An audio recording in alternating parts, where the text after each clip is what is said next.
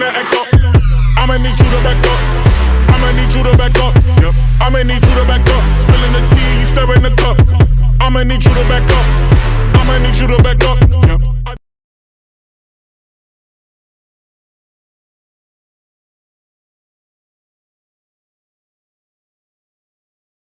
But we're live right now. Thanks so much for joining us and putting up with us. Welcome to Disrupt. And we're really excited for the show that we have for you today. We are now episode 5 on Disrupt. But what even is Disrupt? Well, Disrupt is a weekly LinkedIn live show. We hop on here for 20 minutes every week. And what I do is I go out into LinkedIn before this and I stalk a bunch of people and see who's doing some cool things in the restaurant world, designing and building restaurants. And then I convince them to come onto this show and we have a little casual chat. 20 minutes, just enough for you to wolf down some lunch, some cold congealed spaghetti maybe, and maybe you can walk away with a few ideas from our chat that might help you change the way that you do things. And on episode 5 today, we have a great guest. Her name is Juliana Strieff. She is the Director of Creative Design and Concepts at Panera Bread. Now, she hasn't been at Panera Bread all that long. She's only been there since, I think, about March this year. But before that, she spent a bunch of years at McDonald's before moving to Blaze Pizza before she made the jump over to Panera, where she is now involved in the big redesign project that Panera has running, which was announced earlier this year. And that's what we're going to be talking about today. Now, Juliana isn't any stranger to RestaurantSpaces. We've had her along at our live event before in the past. And I love speaking to Juliana. She has a really invigorating way of talking about what she does, to the point that, you know, I get excited about it. And I've never designed a restaurant in my life before. So we're super happy to have her on Disrupt today. So let's bring her on live right now.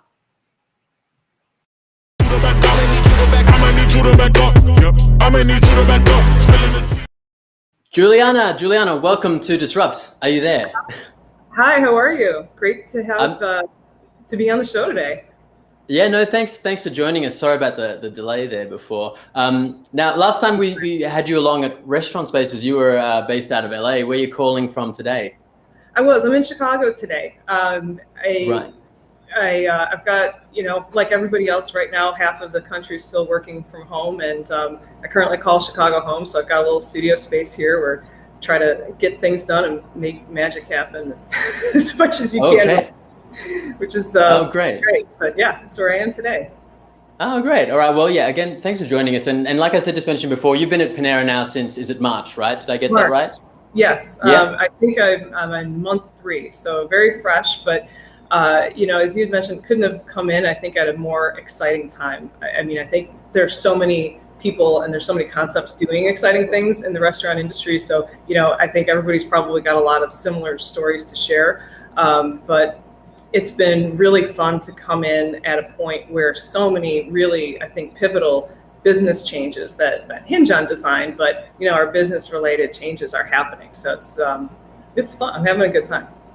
Perfect. Well, I mean, I guess you probably found your feet a bit now. And well, why don't you run us through what exactly are you up to right now at Panera? So we've got a lot of things going on. I mean, I think you already mentioned that we had a little bit of, I guess, a coming out party for our next generation restaurant a few weeks back.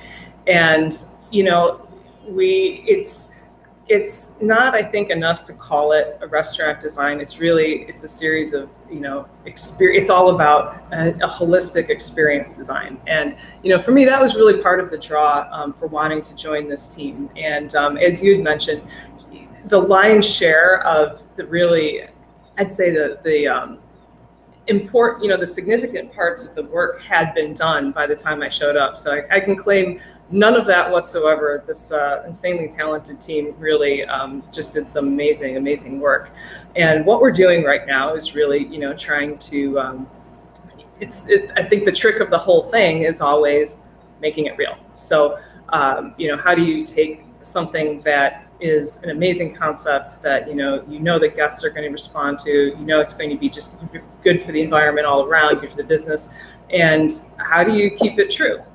Because a lot, I think, if we've got a lot of other folks from the restaurant design industry here, or retail design industry, I think everybody knows that's where this is the make it or break it moment. This is where the design is either going to be a wild success or it'll fall apart as you're trying to, really just kind of, I guess, make it be what it wants to be. So really in the thick of things like right now, and it's all encompassing. I think, as I mentioned, it's not enough to say that it's, a restaurant design or our Chief Brand and Concepts Officer, Eduardo Lutz, a few weeks back when he announced it, really, I think, talked about how, the most exciting parts of it have to do with bringing baking forward, which is true. So much of this is about focusing on the things that maybe people didn't know that we did as a brand and as a restaurant company.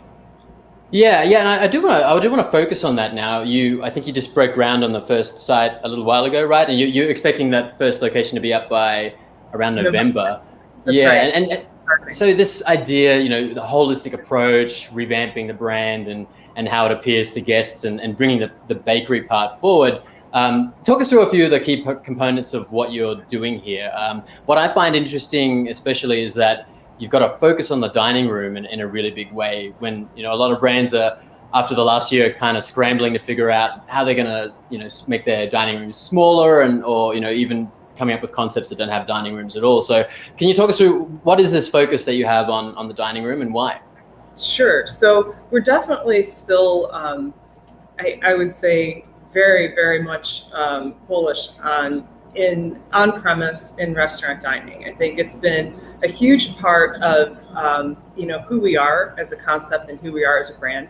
My history with Panera, although on paper has been pretty brief, it's actually spanned years and years, because for me, Panera has been it was kind of my third place. So when I was in Chicago and I didn't want to necessarily go into the office when I was working with McDonald's, I actually camped out at this Panera that was close to my house, and I occupied a table and did all the things that I'm sure tick operators off.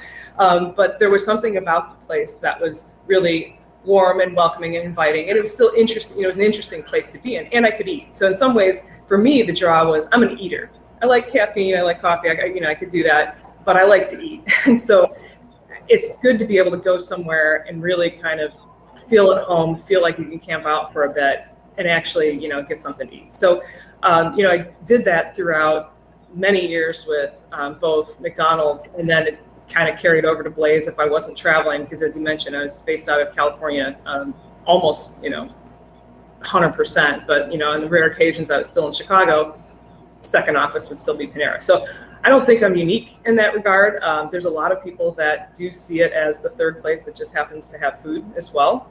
So I think it's a mistake to underestimate people's desire to eat out and to be in a place. And it's absolutely true that convenience are the table stakes. But I kind of think we have to think of them as that. It's not a game changer to just lean in on convenience. You have to do that. It's a give it, and you have to do it really, really well.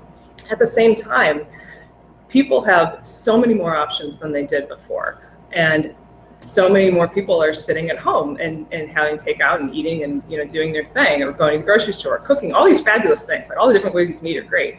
But that also means that everybody kind of has to up their game. In terms of what are you really asking people to do when you want to invite them in to hang out in your dining room for a while. So, we take that very seriously. We still very much are creating a space that's comfortable for families, that's comfortable for people that are working. Soft seating has always been part of what we're doing. So, some of the things that are mainstays still will be. But like everybody else, we kind of realized the competition has just exploded, and you really need to give people compelling reasons to go out. So I think that and it's really and it's really great to see that you guys are focusing on that in such a big way and making it a really worthwhile and tangible and great experience for your guests moving forward. But you did touch on convenience there, and obviously, like many other brands through the last year, Panera's off-premise and digital channels really kind of exploded. I think at some point through the pandemic, it was something like 60% of your sales were e-commerce, and you've had over 100% increase in delivery. So I mean, when it comes to that and building in the convenience side of it and this digital side that's going on in restaurants right now, how is that feeding into the design that you're working on today? Well, I mean, it's everything. I think that one of the things that this brand has done historically really well is incorporated technology in a way that it's felt very hospitality driven. It's almost been an enabler for hospitality instead of a disruptor. So going counter to the name of this whole segment that we're doing here, but there's something about, and this isn't new actually. This is something that this group has done for years, where introducing kiosks has always been a very I don't want to say, the millwork and the pieces it's built into, they feel very residential, but I don't mean that in a bad way. So I think they feel very friendly and very human and very approachable.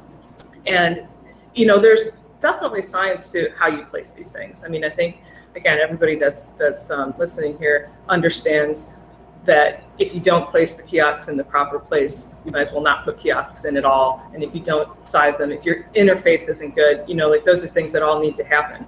At the same time, if you walk into a restaurant and all you see is a sea of screens, that sends a message too. So, there's something that we're doing that's very deliberate in how the technology it's there, it's in everybody's day-to-day life, but in some way it's, we're creating this environment where we make it easy to use technology, but it's not something that we're either pushing on people or leading with in an obvious way. So, you'll see that in how the pieces come together, where the kiosks are placed.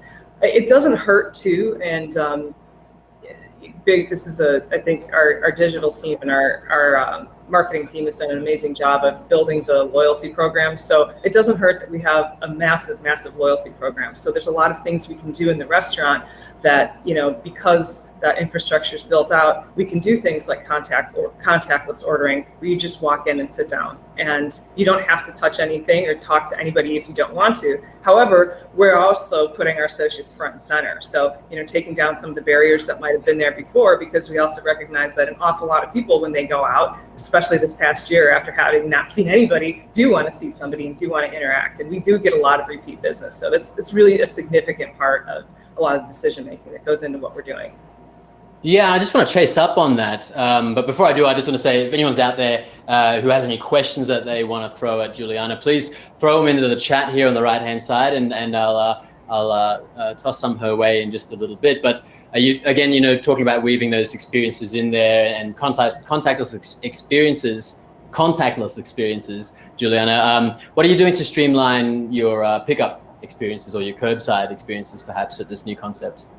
Yeah, so the new design has a double drive-through. So we, as much as like so many other people out there, we do try to incorporate a drive-through because it's something that customers are expecting.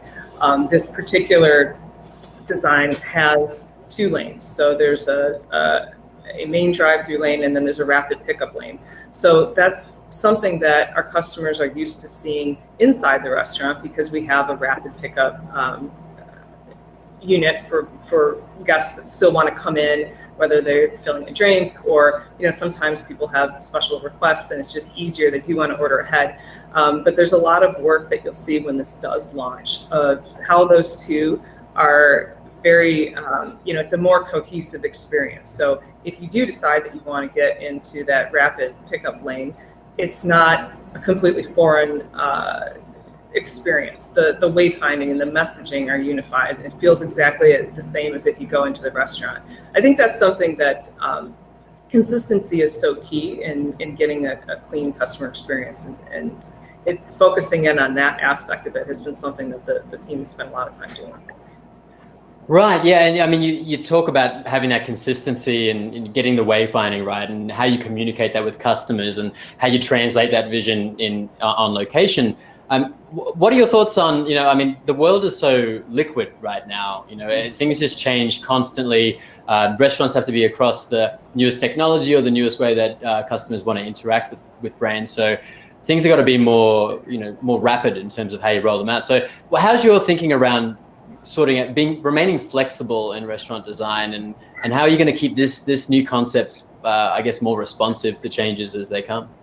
That is a great question. I'm going to answer it very generally speaking, because I think that it's something that I've seen across a number of brands. Some people do it so well, and some people just fall down over and over again. There is no way that you can future-proof what's going to happen. I think all you can do is understand, do a lot of research ahead of time into really understanding who your customer is, what they want. Is it what you want them to want, or is it what they genuinely want? And then act on it and test it.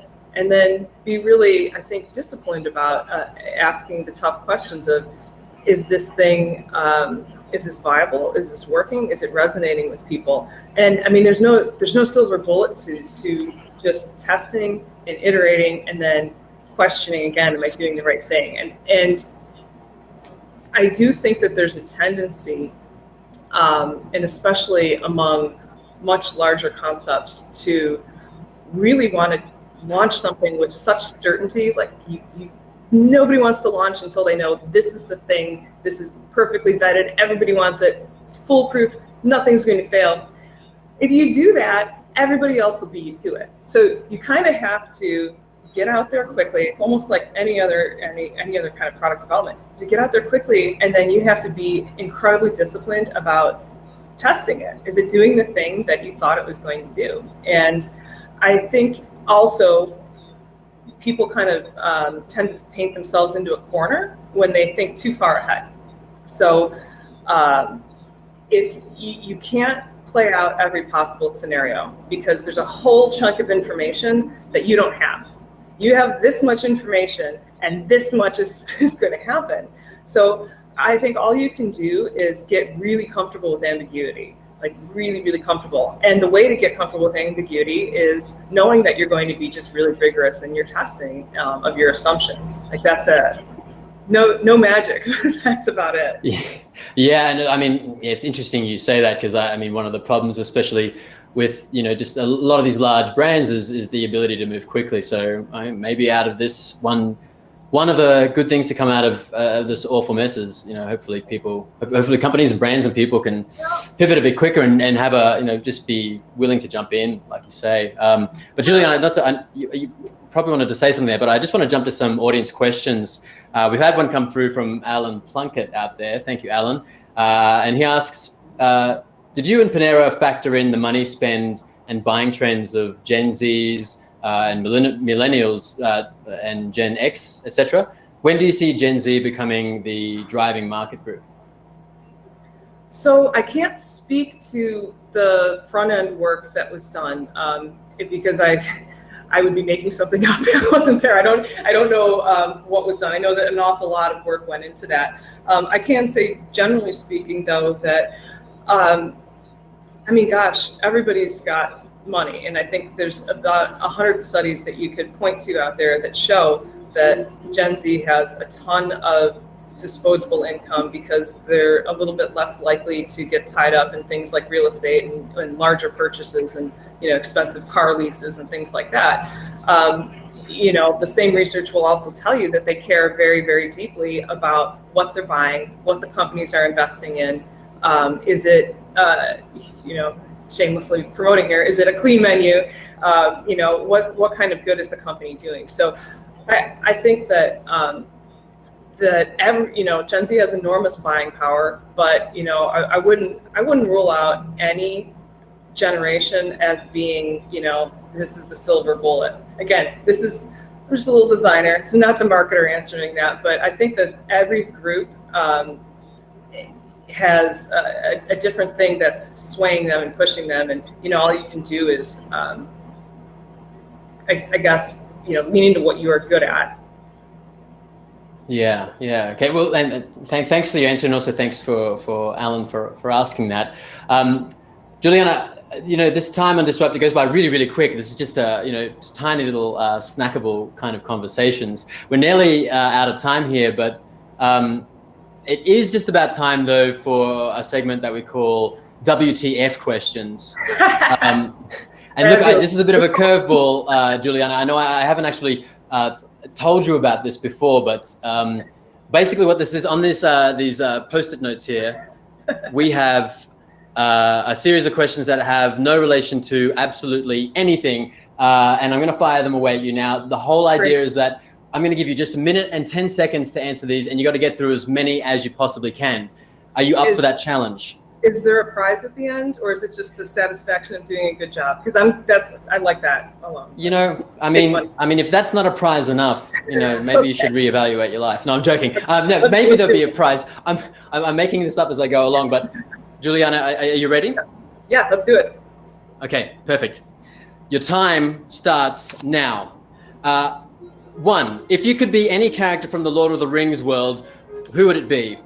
I never saw it or read none of them. Frodo? That's the only name I know. Great, we're off to a great start. Question number 2, from between the ages of 5 and 10, what did you want to be when you grew up? A checkout girl at the grocery store. Okay, excellent. I always check out my own groceries today. It's fulfilling a life dream. Excellent. Question 3. Due to some scheduling problems at a not very reputable seaplane operator, you find yourself stranded on a deserted island with just one member of the Beatles. If you had a say in who that member would be, what Beatle would it be, Juliana? It's gotta be John Lennon. Okay, great. Random.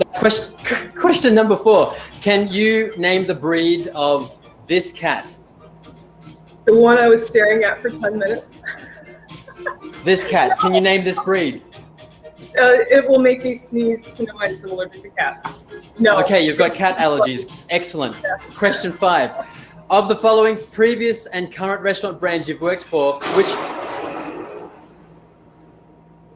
We're out of time. That was the good question too. Yeah. That was really chaotic. Yeah, well, that question was going to be which brand have you enjoyed working at the most? A, McDonald's, B, Blaze, C, Panera, and D, I prefer not to answer this question. It's obviously Panera. I'll answer that all day long. It's clearly Panera. Great, that was a really diplomatic answer. Well, yes. Look, that was chaotic and random, and I don't know if I'll ever do that again, but you got through 5 questions, so you did a good job, Juliana. Thank you for that. No, thank you. The reason I thought you might be okay at that or good at that is at one of our previous RestaurantSpaces events, we had a networking activity and you were just really gung-ho and really out there, and you ended up winning that networking event. I forgot which one that was. I think it involved maybe making guacamole. I don't remember. All I know is the last time we talked, I lost my voice, and every time there's some kind of technical difficulty that happens every time I'm around RestaurantSpaces. So maybe factor that in next time you ask me to do something. Yeah, that's true. That's true. Well, and speaking of, you are down actually to moderate one of our breakout tables in October when we return in person. Are you ready for that? On a scale of 1 to 96, how ready are you for it? 96. I'm like 120 if it's up to 96. All right. I love, and I'm not just saying this to pander, I'm such a fan of RestaurantSpaces. It's because it's almost like an unconference, and it's just really hanging out with so many talented, like-minded people, and talking shop. So it's just fun. It's a really, really fun event. So. Sorry. Shucks, perfect. Thank you. That's great. You even gave us a testimonial live on camera as well. Juliana Strieff, thank you so much for joining us on Disrupt today. We really appreciate it, and I can't wait to see you in October. Fabulous. Thanks so much. Great, thank you. That was episode 5 of Disrupt. Thank you so much for joining us. That was Juliana Strieff. Hope you enjoyed the chat. Sorry for the technical difficulties before. And like we mentioned just now, we are making a return to our live event, which I do want to get to in just a bit. But next week's guest, I do want to tell you, is going to be Bipin Patel. Bipin is is at CKE Restaurants. He is the Senior Director of Architecture and Design there. Really looking forward to having a chat with him next week. Make sure you tune in. We'll put a link here on the right-hand side so you can sign up for that. But yes, we are making a return to Restaurant Spaces this October, 17th to the 19th in Palm Springs. We cannot wait to see you there. It's been a long while since we've been able to meet in person. At the start of this week, we actually announced our initial lineup. Please stay tuned for any other updates that we have coming. You can click the link that we're going to put up here on the right side of the chat. You can go there, you can request an invite, and you can stay up to date with all the announcements that we are going to make. Mark King, CEO of Taco Bell, is going to be joining us. He was with us just on the eve of COVID at our last physical event, and we're really pumped to see all the innovation that he has been spurring along there at Taco Bell, plus a whole bunch of other people that are going to be joining us as well. But that is it from us here at Disrupt today. Thanks so much for joining us. Sorry about the technical difficulties before. Go out, tell your friends, and tune into future episodes. Hopefully, we will see you next week, Thursday, 1 p.m. Eastern. This is where we're at. Thanks so much. I'm gonna echo. I'ma need you to back up. I'ma need you to back up. Yep. I'ma need you to back up. Spilling the tea, you stirring the